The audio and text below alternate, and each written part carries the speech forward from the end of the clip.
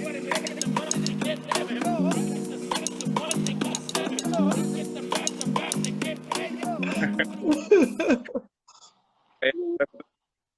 everyone, welcome. We're going to start very soon with our very distinguished guest today, Nabou, and we're so happy to have her.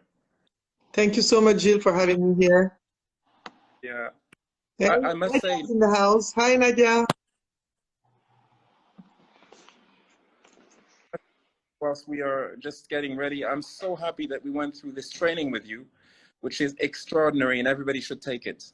And we'll talk about it, obviously, during the course of the interview. But Show Up and Shine, which is all about branding, is an exceptional training that you run. And anybody who needs to position themselves need to go through this. So well done, and thank you very much again. Thank you so much, Jill. Thank you. So we'll give a minute or two to everybody else to come and join. We've got already a real crowd, and we'll start in a minute or so. What are your plans for the summer? Are you working throughout, or you're taking a break? I took a small break this weekend. I was at the beach as 3 days in Assini. This Sunday we'll go to Il Boulay, and I will looking at other places to go within Côte d'Ivoire, discovering local tourism and you know, breaking out for a few days just to chill and going on holidays. I don't think it's going to be like that anymore, like before. Like, you know, you take a few days, you go somewhere where you can go easily, and it's just about the break, in fact. Indeed. So we have some network challenges. Good afternoon, everyone. Welcome. We have a few network challenges, but we could hear you through, and you're back now. So welcome, Didier. Welcome, Marianne. Welcome, everybody. People are gathering at a fast pace. Welcome, welcome, welcome. It's 18:31. What do you think? I start now, or I wait a minute still? I'm ready. Ready. Let's go. Thank you. Your so internet is not. Let me start with. Right. You're getting. The problem is not my internet. It's your internet. Yes, indeed. 1 second before.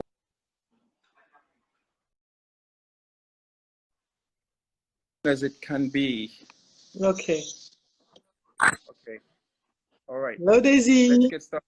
Okay, let's focus on the discussion. Welcome, everyone. So, Nabou is the CEO of Viseo since 2007.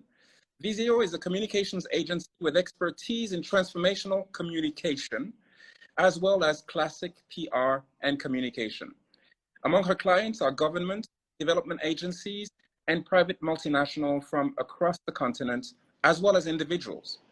Before that, she has worked as director for several telecommunication companies in Africa, in the Ivory Coast, in Congo, and participated actively in the development of the industry throughout the continent at the very inception of this particular industry across Africa. Nabou is a sought-after public speaker, as well as a renowned certified personal development coach, regularly invited to speak and coach on issues such as youth and women entrepreneurship, leadership, and marketing. She's a TEDx speaker, Grand Bassam and Bamako, and a published. Nabou is also the president of WomenNet, a foundation involved in women and youth empowerment, and she trained 1,000 people in 2018, 2019. She is a renowned entrepreneur. She facilitates a lot of different enterprises, and we are simply delighted to have her skill sets described here today. So welcome, Nabou. Welcome. Thank you so much, Jill. Thank you. Welcome to everybody joining us, and thank you so much for having me today.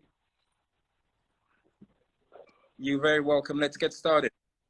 You are a global citizen, an African woman at heart, with a career that is truly international and rooted in Africa. You have expertise in various industries, which lead to the position now where you bring tremendous value to your clients, and to your friends. Nabou, what is your story? Thank you, Gilles. You know, they say that a little girl with big dreams becomes a great woman. And I think I was a little girl with a lot of dreams.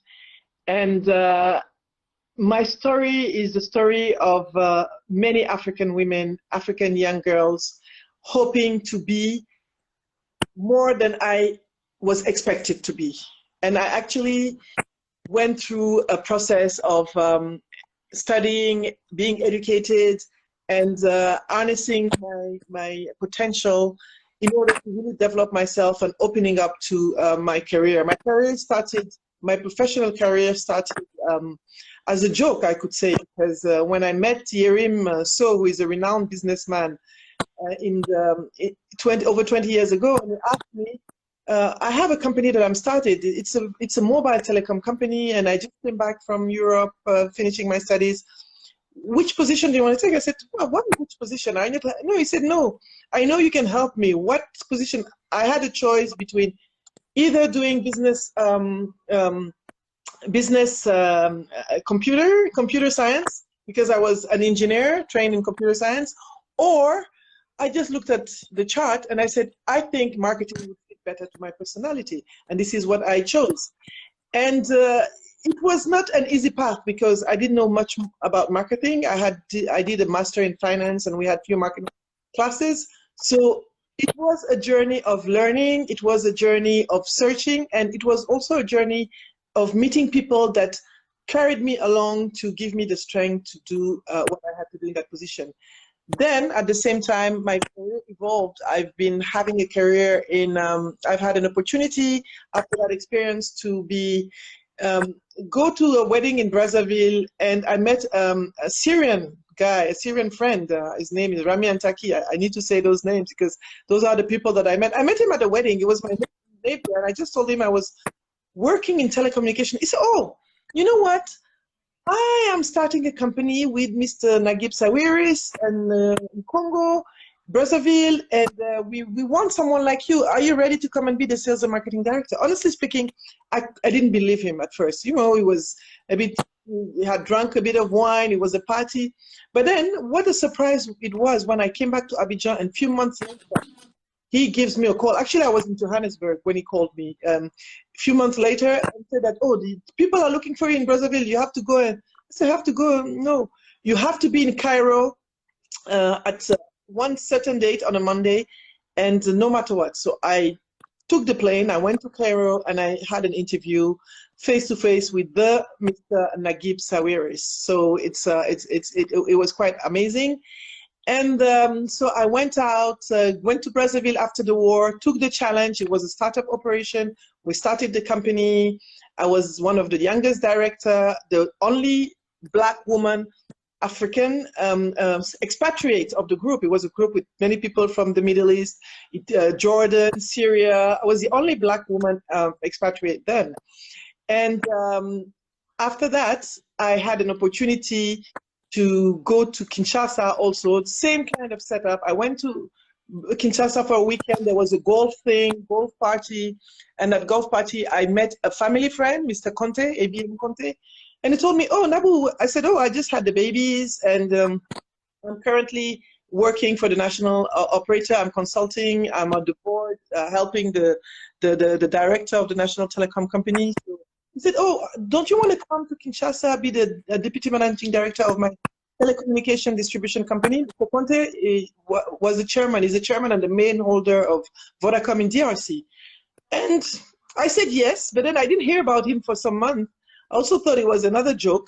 And one day I was in Ghana, because I'm always going somewhere. I was in Accra. I went to support a friend who had lost her husband. And I received an email, you have to be in Kinshasa on the 1st of July. I said, wow. Okay, so I left Accra. From Accra, I was going to Abuja, I remember. And then Abuja, I managed to find my way back to Brazzaville. And then I went to Kinshasa to start my job with Mr. Conte. And I worked in DRC for a few years. And that's where I started my own company in 2007. Doing advertising, PR. I started with advertising, and then as I understood that as an advertising company, I had an offer that was very broad, but customers came with their own needs. So it was quite a provocative a la carte kind of business that I was delivering and that I've been delivering through the years. Bringing me today to, I had a 1 year kind of sabbatical year when I left DRC in 2016, decided to come back to West Africa. And I was lucky to meet you and Nadia, to reconnect with Nadia and meet with you, because I've known Nadia for a very long time, since in my 20s. We worked together. She was already a mentor there for me. And then in the meantime, she met a man that she married called Gilles. And Gilles and I met on the social networks. He didn't even know that I was Nadia's little sister then. And the connection went naturally. What happened is I was lucky to take the APP class that revealed things in me that I didn't know I had. And since then, I've grown as a person. I reckon that I always invest in myself. I went to Harvard Business School, take some executive class. It was a year when I decided that I was not going to invest in jewelry as I usually do for my birthday. I decided to invest in myself, in trainings. And that's what I've been doing. And this has helped me grow a lot. This has helped me organize myself in a way that I have managed to also become a coach, certification to become coach. It came after the APP. Even though many people are telling me that you have been a coach since, because I was always coaching people on my platform that you know, Nabou loved. I've been writing for women since 2009, and I've had people, I've been giving speeches to women in countries, but I didn't have the good technique to deliver the right message. The art of public speaking, the training that I did with you and Nadia, allowed me to really have a better delivery of my message. That's why I believe that we can learn from each other, and we have to learn from each other in order to grow collectively as a community, as a community, an African community, but also a Black community throughout the world, and blend in and bring each other value in order to have a better, it's writing, we're writing our story, each of us. So this is how I got into coaching, and I do personal branding, as I say. I'm doing it because I've done it for myself and it worked. I can bring in self-confidence. I also bring in life purpose because I found my purpose. I became a writer. I do the things that I really know I want to do, and I can also do them and make money out of them, because it's important to do business. So my background that I've leveraged in sales, marketing, communication, added to my expertise, my experience, brought me to building that very, I think, insightful personal branding program called Show Up and Shine. And I'm really interested in the development of the person. I was doing it instinctively, but when you get the right training, the right format, the right exposure, then you know how to market yourself properly and move forward with it in a way that it brings value to others. Well, this isn't quite a career you've had, and thank you for highlighting the fact that you have been, a really strong person, leader in the telco business throughout Africa, and you've actually helped a lot of different organizations, and you've also helped people from a coaching standpoint. So thank you also for the kudos to Acosphere on public speaking. Yes, indeed, we are the leaders in training people on public speaking, and I'm glad that it helps you. But I want to throw it right back at you, because we've just gone, ladies and gentlemen, listen to this. We've just gone through 9 weeks, I think it was 8 or 9 weeks, 9 weeks of training, and we're lucky because we're the first cohort, so it was longer. The next cohort's at 5 weeks. But we have learned tremendously on branding, and it's critical that if you want to take your career to another level, whether you're an entrepreneur or whether you're a senior executive in a large corporation, do not miss the course of Nabou. I think the next one is starting this coming Saturday, right? Yes, the 15th of August. Actually, we have few people that are on the course that year, like Tisu is on the class, Pasha. We have few people on the class that are on the call, and yes, we have a session starting on the 15th of August, and another one started on the 3rd of October. So, and there will be also one program for English speaking, because I've been speaking to my English speaking friends this morning, and they've been harassing me that you have to do one in English too. So I'm trying to see the format for my English-speaking brothers and sisters so that they won't be left out. And because I have to say that the English-speaking, the Anglophone community has been very generous to me. My strength came from the support of the Nigerians. The Nigerian community has been having my back all along when I started my journey in blogging and writing, in speaking. I've been invited all over Nigeria. I went to Kano, I went to Kaduna, I went to Maiduguri, I went to Yola. So I must say that that embracing, the way they have embraced me, it's only after that that I came back to the French, because I believe our community deserves us as leaders to also share what we got from the others. Thank you so much. I just want to let you know, Nabou is a great speaker. We're going to go a little bit over time today, but I don't think anybody will wink at that. So my next question, Nabou, is please share with us 3 or 4 anecdotes, you know, of your experiences. Things don't always go well, and sometimes, you know, you find a glitch on the way, on the journey. Tell us about, you know, opportunities, challenges and opportunities you faced during this wonderful journey of yours. I have many challenges, but one that comes to my mind right now is when I started my company, and I was a high executive. I became managing director of a big distribution company in telecommunications in DRC. I was making enough money. I could get another job and today I would be one of the managing directors of the big companies in telecommunications.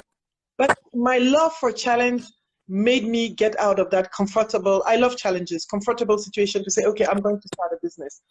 Start a business where in DRC, anybody that knows Africa knows DRC is a hard country to do business. So I was sitting, when I started the business, sitting in my office. I see my cousin is here. She knows how I started the business in Kinshasa. She'll come to my office. And at the beginning, I was like, okay, you know, when you were a high executive in a big company, Gilles, you know what I'm talking about. You've been through HP, you've been to all these big Xerox, all these big companies. Like, you think that things are going to happen like this. No, you're an entrepreneur. You have to chase the customer. You have to chase the business. You have to do the job. It's not, even if they know you, it's not the people that know you that will support you. You have to fight to get the customer. No matter how many people you know in the world, you have to fight hard to get the business, to get the customer. So at some point in the beginning, the first month, I was sitting in my office and I really thought that things would come my way. I realized that things are not coming my way if I don't get up and fight for them. You don't have, it's not like when you're a high executive, a director in a multinational, you just write a budget, the budget is allocated to you. You are, I have one sentence that I've learned in my course to entrepreneurship is that I am asset and liability. As an entrepreneur, you are asset and liability. You have to make it work, and if it doesn't work, you have to fight to still make it work. You can't just sit and wait. And your network, your friends are not your best customers. Don't count on your friends to do business. The people you know the best, you're closer to, might not come to your business. It's until they hear other people say, oh my God, then they come to you. So that is really, really, really something. So I was sitting in my office, I didn't see any client, and I was like telling my then assistant, and she was telling me, I was like, who told me to leave that? I said, okay, let me send out my resume and look for a job. I think all the entrepreneurs that came from the corporate world, and when you have been a director, you've made tremendous amount of money, you know the kind of salaries that you can make, and you just like here, and you can't find your way, you're not making the money, you're like, okay, who sent me? Why did I do that? So it was not easy. So that is one of the challenges that I faced. And then the other challenge that I faced, of course, I've been in DRC, so it's challenges every day. So, but I learned that to do business and to live is to overcome challenges. There's no one day as an entrepreneur when you don't get up, especially in Africa, when there's no problem. You will have tax issues, the tax people will come, the fiscal people. I see some friends from Kinshasa that are here. You will have another point, you will have some competitors will come and try to break you down. You will have the people that you expect to support you, they will not support you. So all these things are things that build you and teach you I called it the MBA, Master of Doing Business in Africa. I've got my MBA in Kinshasa. You know, everything I've learned and what I've learned in the course of my career is that it's not because you have plenty degrees that you're smarter. Degrees don't make you smart. There's that university of life, the streets in university. You have to be smart, street smart, and think and put yourself in the position of the other problem, of the other people in order to understand their way of thinking. And open your brain, open your mind, open your perspective to other kind of way of thinking, so that you're not locked into the, okay, I was the boss there, I was the managing director, I was the director of this, and now it's just different, man. You have to do the job, you have to fight, you have to chase the customer, you have to do the work. You got to do what you got to do, as we say in my other country, the States. Got your MBA of doing business in Africa in Kinshasa, and you've got to do what you've got to do to make sure that you get the buck coming in. Absolutely. So quite a different world from the corporate world. How did you decide, you know, you spoke about your examples, but how did you decide to move? I'm sure your family and people around you telling you crazy, you know, stay there, you have a stable job. How did you decide to move from environments where you have learned in Japan, in France, in the USA, and in the telco and PR communications company that you worked in, into what you do today? And what is it specifically that you do? It is so hard. I remember that when I was in the States, people would tell me, why are you moving to Africa? Why are you moving to Africa? I said, but it's my home. I'm going back home. Like, are you crazy? You know, especially I lived in Congo. Then I was in Brazil. But are you crazy? I said, let me go home, please. You know, I will manage, because the way Africa is portrayed in the media, in the international media, you may think that when you go to Africa, the minute you get off the plane, you're in the middle of the war, which is not the case. We have hard environments, but we can manage our environments, and there's tremendous of business that can be done. And my point is that when I go to the airports, when you travel and you see all these Europeans coming to Lagos, coming to Kinshasa, coming to all the war zone, why not me as a Black woman, as an African? Why wouldn't I take the plane to go back to my own continent? Why should I stop and say no? No. So I just said, I want to go. When I finished my studies, it's true, I went to Japan. That was a very disruptive experience too. And I spent a whole year in Asia. I studied Japanese when I was young. I had that thing that I thought, I was telling my mother that I'm sure that in my former life I was Japanese, but that's another story for another day. So I just love Japan. I love Asia. I just thought it was an amazing continent, but also it was very disruptive, and it has been part of my learning journey about life. I've learned so much by traveling all over. And I was always the child that wouldn't go on holidays where people want to go. When I was 18 or 19, I worked the whole summer when I was in Paris to pay my ticket to go and spend my 2 weeks or 1 week or 10 days in Moscow, in Russia.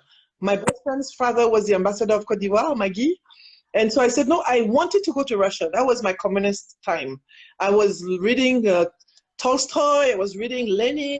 You know, you just have that little mix of things that you learn. And I went I remember I went to the Kremlin, to the treasures of the Kremlin, because my friend's father was the ambassador. So it was another culture, another sensitivity. The sensitivity in Asia is different. So all this makes who I am today and enriched me and gave me the strength to go anywhere at any time. If you tell me tomorrow, let's go to anywhere, I would just jump in the plane and go. I've traveled to places, my friends will always tell me, you're crazy.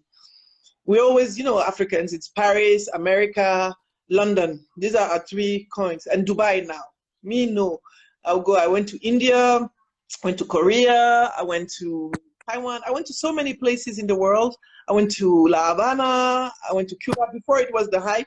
I always go before it was the hype. And I remember, and I think we should not listen to the media all the time. You know? We should also listen to ourselves, and we should open up ourselves to the broad world and to everything that it has to give to us. We learn from each other. So it was no problem for me to just get up and say, okay, I'm a challenge person. Every job that I took, it was because there was a challenge at the key. I started a telecom company. I started another one.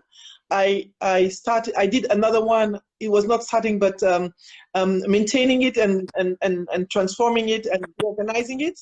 So if I can do it for someone, why can't I do it for myself? And the kind of friends that I have, I mean, the people that I surround myself with, like Yerim or the big Nigerian businessman who is my good friend, I know how they work, and those people work. They make money. They don't sleep to make money. They work hard. And if they could do it, I can do it. If someone else can do it, and they can do it. Our mothers in Africa, and they get up in the morning, they have these little fruits, basket fruit, they sit on the board of the street, and they sell, and they make money to sustain the family. I can do it too at my level. Incredibly rich experience.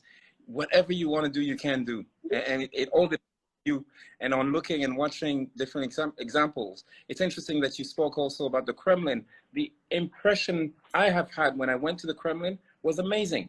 My mind completely opened up to something totally different from what the rhetoric in the Western world. I mean, this is a gigantic country with an incredible history. I mean, I'm eating up every word. Here's another question. You are now a renowned public speaker, internationally renowned. You've spoken in New York and everywhere else. Where do you get your confidence? Because your confidence is coming through the screen, and I'm eating it up. So where do you get your confidence, and how do you command attention as a speaker? Confidence. I was not always confident. When I was a child, I've been very sick. I spent so much time in the hospital. I was a child that I got so many surgeries. I had a very bad problem with my foot, so I've been through surgeries. I was not walking. I was in a wheelchair. I was orthopedic shoes, so I was not really confident, because I was not a confident child at all. And then something happened, and my education. My mother always told me that I could be whoever I wanted to be. Education is important. What we tell our children stays in their brain. It's not because I'm not at school. I was homeschooling. Most of my primary school, I homeschooled. I would come out of hospital, go to school, come back to home, go back to hospital, get a surgery, come back home, go to hospital. So it's only when I got 10 years that all the surgery stopped. So between age 1 to 10, I've had at least one surgery a year. So I was in between hospital, surgery. But and when I started high school, I was still, no, not high school. Yeah, high school. I was a bit. I didn't have that confidence I had in me. But my mother would never let me be non-confident. She would tell me that what a man can do, you can do. Anyway, she didn't have a choice. She only had me then. I was an only child for a long time. And I had the legacy of also my father was a very well-known, renowned person in the country. So I had that challenge, that I had to be doing what he could, what he hasn't done because he died when he was 36. Maybe it was me that had to do it for him. So I was supported. I always believed that I could do it. Maybe I didn't act upon it, and my real confidence came maybe later when I realized that there's no one else that I could be but who I am. I can do whatever science has never created. I can go for surgery, change my nose, do my ears like this, do my hips like that, but I will always be me. What is inside of me will never change. So either I own it, I embrace it, and I move with it. I move with it in life. Or I just repress it and suppress it, and then I live a miserable life. And I always say that I don't think life is not a rehearsal. It's true, we have our different religious beliefs, but I believe that life is now. If we don't make it now, if you want to become a ballet dancer, even if you're 50, go and take ballet classes. If you want to do there's no age to do something. There's no age to become somebody. There's no time to be yourself. As long as you're alive and healthy, there's nothing that you cannot do. All this thing, I'm 30, it's too late. It's never too late. We have friends that have kids. I have a friend, she had a child at 47. We have friends that have children at 50. But they put work and effort on it. They decide that this is what they want. So what do I do? What is the plan that I have to put into place to reach what I want to reach, where I want to go? It's also a plan. It's not just, okay, I want to be it, I'm going to be it. No, you have to plan it, you have to work it, you have to network it, and you have to make it. Wow, amazing. I mean, you are teaching us all so many things about making it in life. Be a present, own it, make a plan, and make it happen. So we have listeners globally from Asia to America. And, you know, what kind of advice would you give people who want to get onto the same path that you use? They may be in the corporate world at the moment, and they may be fearful, or they may be wondering, should I, you know, make the jump, particularly with these uncertain times in which we live? What advice would you give them in terms of you know, experiences you've had in your career that could be helpful for them? What I want to say is not everybody is forced to be an entrepreneur. Not everybody. I have my best friend, she's in Kinshasa. He is an extremely brilliant person. She's been a director also in telecommunications in many big companies. But every time she told me, listen, me, I was not born to be an entrepreneur. Everybody is not, but you can be an entrepreneur in your as a manager. You can rule your position as an entrepreneur. Be creative as a manager.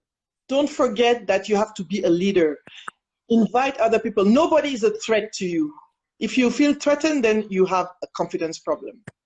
Because when you are you, people like you because of who you are. You don't want to be someone else. You don't have to be an entrepreneur to succeed in life. If you want to be an entrepreneur, it's your choice. If you want to be not to be an entrepreneur, it's your choice. But whatever you do, put your best in it. Be your best in it and leave a mark by being generous. I believe in generosity. I believe it's important to be a long life learner. Learn as much as you can.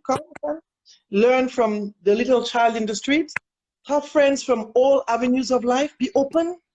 Have younger friends who are younger, 30 years younger than you. You can have children as friends. Don't stay in one, no, I only want to be friends with that kind of people. Open up. Open up. You know, be open, be transversal in citizenship, in nationality, in color, in culture, in exposure. Open up and you will see how rich you will be with all these people around you. Different networks of people, different avenues of life. And this is something we did yesterday at our last session of the Show Up and Shine with Jill and Nadia. Don't stay in one little corner. Get out of your comfort zone, whether you're an entrepreneur or not. And even if you have a job, there's nothing stopped you to, as a job, to have a little business on the side. You can already go to the market, buy beautiful fruits, put them on your put them on your Instagram, make picture and start making fruit baskets, beautifully wrapped. There's no business that you cannot do. You can start where you are with what you have. The problem is that we always wait to have the billions. We're not going to have the billions. I remember my uncle was telling me, if you wait to have billions to build a house, you will never have a house. You brick by brick. You have cement, you do brick by brick, small by small, and it will build up. It will come, help will come along the way.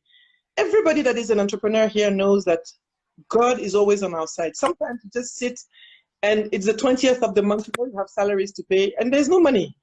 But something happens out of the blue. We know as entrepreneurs, we just show how we are, we look dressed. All the entrepreneurs here know what I'm talking about. And at the end of the month, we don't know how something happens because we have faith. We have faith and we know somebody that owes us money. We come from somewhere, pay us back, or we will have to chase our money.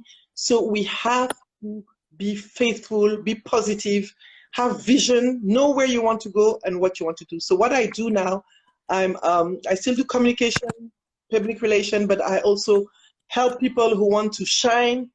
I want people in Africa to shine. I want Black people throughout the world to shine.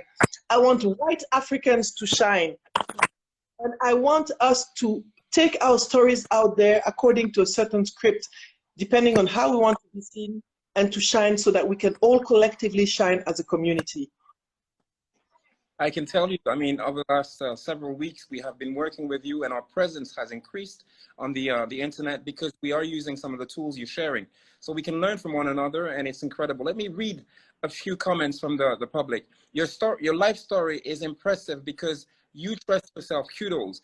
Somebody else says, Nabou, you have an amazing energy that changes the world. Congratulations. So many ladies and gentlemen, we're going to go for 15 minutes. Let me ask you this other question. What does innovation mean to you? You've been in the tech environment, and how do you learn constantly? Because, you know, the one thing I admire about you, and that many people may not know, you are a constant learner.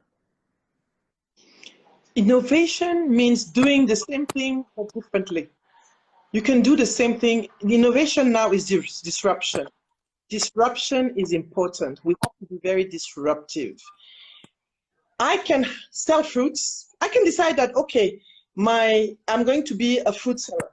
I can today say I'm going to do a cupboard in my house, have someone that will supply me fruit, but how am I going to supply these fruits?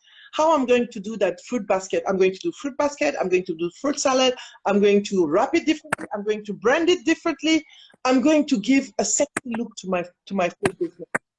I am going to deliver step door to door, I'm going to have a customer service that is different, I'm going to be disruptive in my way of selling fruits. So innovation is not always something new, it's something old to do different things. Innovation is something old to do different things. It's very important to not to be too creative, but you can be creative in the way you can add value to what you're doing. Look in the value chain of what you're doing. How can you do it? Also, I believe in tools like design thinking and the business model canvas. You can think about this, use those tools in order to be more creative in your business. And when I say creative, how do you make money with that? Because if you create something that's very creative and there's no money to be made, at any point your business is not creative. I mean, you know, some people come to me, oh, I have a good idea. I say, okay, but we twist the idea in way Z, there's no way. Meanwhile, each of us have something inside of us, have a gift. We can be a very good cook. People will always eat. Whatever happens in this world, we will always eat. We will always wear clothes, and we'll always take showers. So you can go into the necessity thing, say, okay, I know that this, but do it with your heart, do it with passion, and see how you can be disruptive in that industry. But be creative, don't copy, be inspired, but find your voice, find your own style, find your path, find your way of finding the things, and modelize it in such a way that you bring value to the world and to yourself. So amazing. I hope everybody is writing down all these messages you're giving, because it's a masterclass in itself. As mentioned before, you lived in Japan, in Europe, in the USA, across many African countries. In the face of the events that are currently happening, and the you know, about race, you know, diversity and inclusion, what are some of your insights? For me, if God had wanted us to be all the same, we would have been all the same. At the point, God has made it diverse. He made different countries. He made different kind of people. I'm black, you're black. Some people are white. I've been gender blind and color blind until people made me realize that, hey, you're black. Okay, I know, but I'm not friend with someone because the person is black. I'm friend with someone because the person has a good heart. I don't mind. I'm not into. I hate people who are. I mean, I hate. I don't hate, but I don't. I've been fighting with people who are who don't accept diversity in terms of people can have any sexual orientation they want. That's their problem. Who am I to stop someone from having his own sexuality? It's none of my business, and I claim it. It is not my problem. You know, I accept people for who they are. They're my friends. If I love you, I love you. If you give me love, whether you're white, yellow, gray, whoever you are, you know, just be a good person. Good people don't have color. They don't have gender. It is very important for us to know. Unfortunately, this world, the more we are being open to diversity, the more some people are just want to be between themselves. I'm not like that. I remember when one time I went to America to spend some time, and someone was telling me, oh, but you have, you know, there's this community of African here. I say, I'm not into that communitarism. I'm not into that community of this. I want to learn. I want to meet other people. I had West Indian friend, my good friend that took care of me, Auntie Pat, hello, I'm sure she's there, and she took care of me when I was in Atlanta way back. and she's from Jamaica, had all these Jamaican friends. So it's international. You have to be open to what the diversity that God gave us is, to learn from each other and to enrich each other to a more generous world. So I could have a second interview with you with all the questions that people are asking, but I'll ask you two last questions. And we've gone, and apologies, people, but I think, you know, people are saying they're liking it.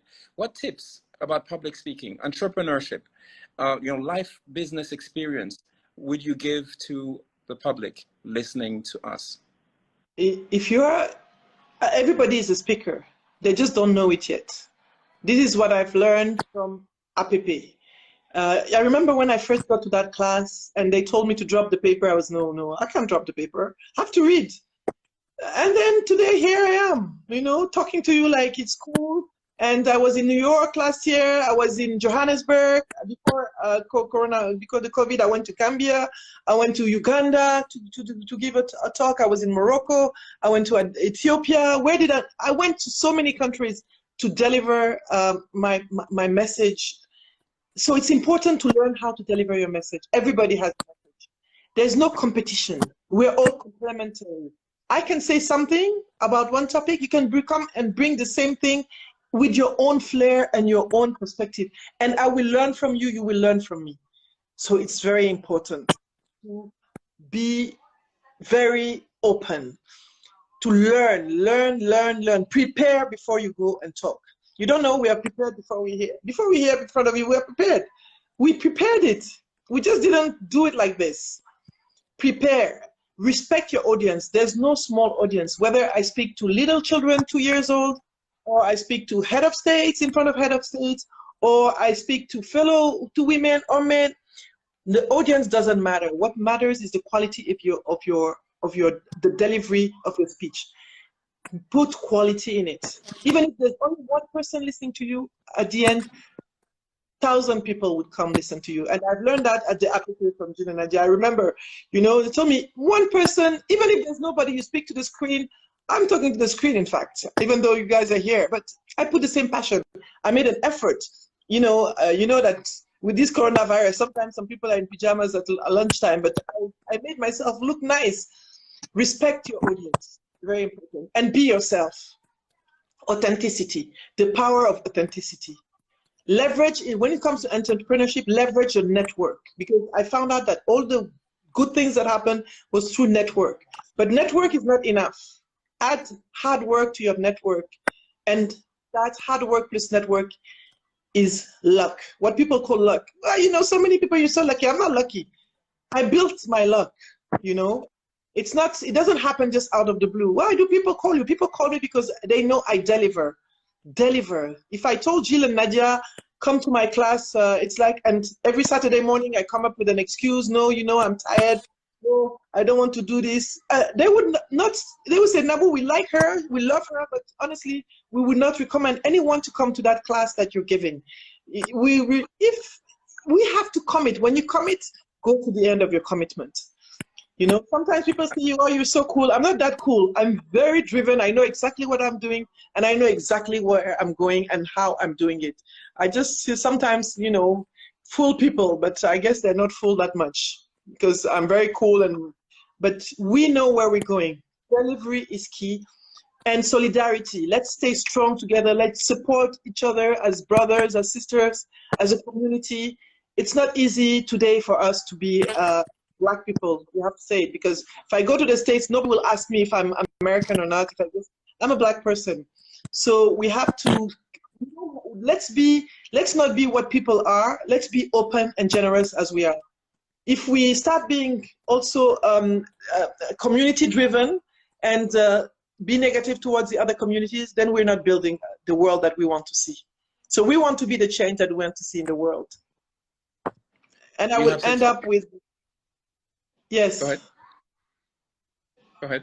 End up with the Oscar Wilde quote that I love: be yourself, everyone else is taken. Let's be ourselves, guys.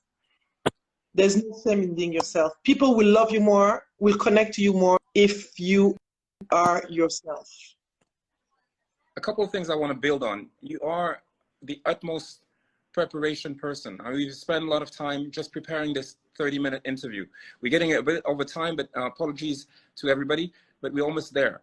And also, I just want to read something that somebody has written, summarizing a number of points you made. Be you. Prepare yourself. Respect your audience. Put quality in your talk. Be authentic. Thank you very much. I don't know this person. The person is changed reality, or really. And thank you for being very attentive to what Nabou has said. Any final messages, Nabou?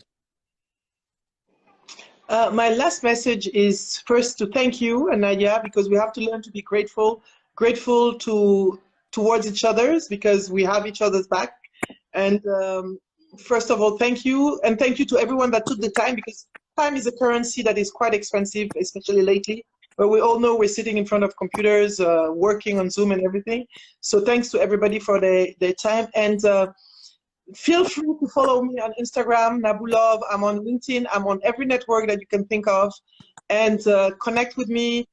We have Show Up and Shine. That's the class. We also do coaching, self-confidence. And we want all the African people. We want all the Black people, the white people, the world to shine.